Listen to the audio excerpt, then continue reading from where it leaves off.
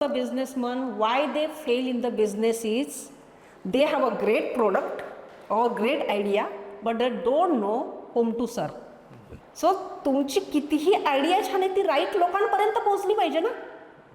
It is like same. Just an example देते मी तुला. आता ती व्हीलचेअर आहे, एक आता खूप इनोव्हेटिव्ह व्हीलचेअर आली, अगदी ती पर्समध्ये बसते बरं का, नवीन बघितली असेल तुम्ही, अशी फोल्ड करून ना अशी छोटी आमच्यासारख्या बायकांच्या बॅगमध्ये बसते. खूपच भन्नाट आयडिया काढली, अशीच तुमच्यासारख्या एखाद्या IT वाल्यानेच काढलेली आहे, छान आहे.